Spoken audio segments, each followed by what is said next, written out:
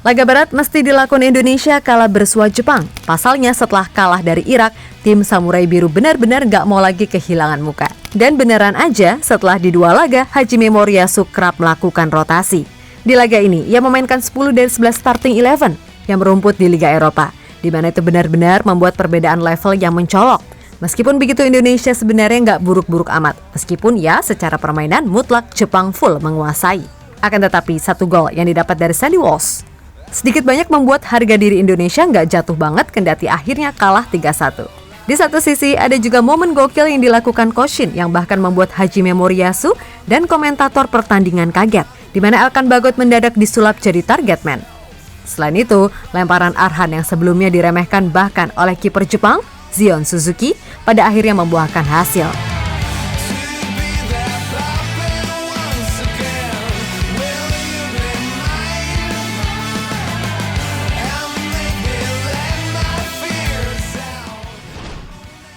Tak bisa dipungkiri kalau level Jepang dan Indonesia ini bak bumi dan langit, di mana itu tergambar nyata di pertandingan pamungkas grup D.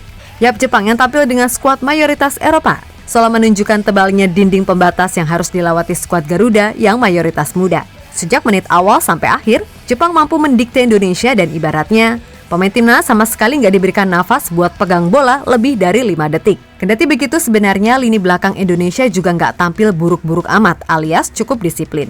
Tapi ya gimana lagi, emang gol-gol dari Jepang di luar penalti yang terjadi emang sangat terstruktur. Dan itulah level gol dari tim yang rutin main di Piala Dunia.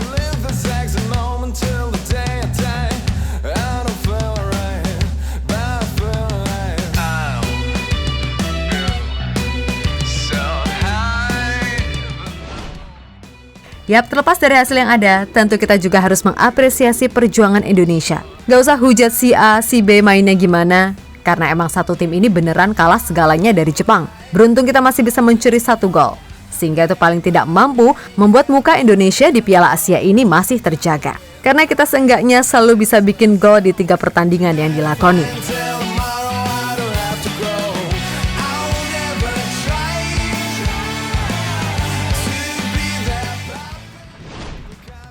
Lebih lanjut, ada juga nih momen tak kalah Sinteyong melakukan hal yang beneran gak biasa, yaitu memainkan Elkan Bagot sebagai striker sejak menit 73. Tentu saja dengan mainnya Elkan sebagai target man, membuat Hajime Moriyasu dan bahkan komentator kaget. Sebab sejak itu Indonesia mencoba untuk main lebih direct. Termaksud lemparan Arhan yang selama ini diremehkan bahkan oleh kiper Jepang, Zion Suzuki. Sukses bikin kiper yang dianggap sebagai Onana versi light itu wajib menarik kata-katanya. Yap, sebelum laga, Suzuki mengatakan kalau lemparan Arhan yang terkenal itu sama sekali bukan ancaman, dan ia yakin bakal bisa menghalaunya. Lemparan jauh sama halnya seperti umpan silang, maka jika saya bisa menyergap, menangkap, saya tidak merasakan sebuah ancaman yang besar. Oleh karena itu saya ingin mencobanya sendiri, ujar Suzuki dilansir dari Soccer King.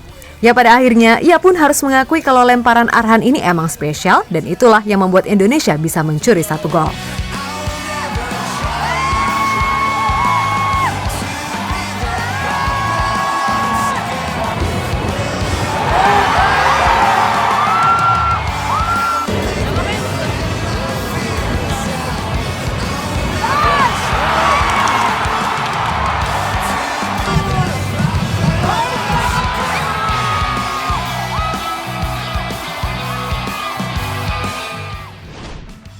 Di sisi lain, melihat kekalahan ini jelas tak membuat peluang Indonesia buat lolos ketutup. Meskipun kemungkinannya kecil, tapi apapun masih bisa terjadi.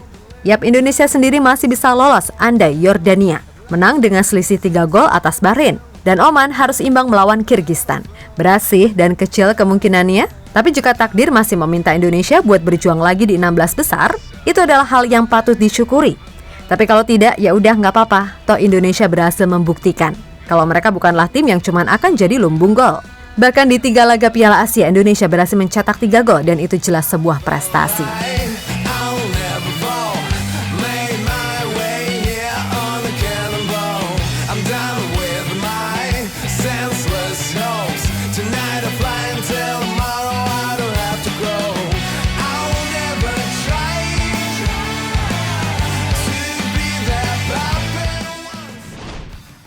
Nah, terlepas apapun nanti hasilnya, pokoknya salut dengan perjuangan timnas Indonesia. Terlebih dengan usia pemain yang mayoritas muda, tim ini bakal bisa lebih berkembang lagi paling enggak 5 tahun mendatang.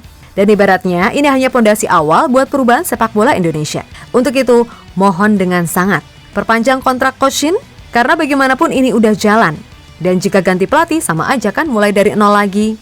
Abaikan nyinyiran netizen dan pengamat kocak yang selalu menyudutkan Coach Shin. Intinya arahnya sudah benar.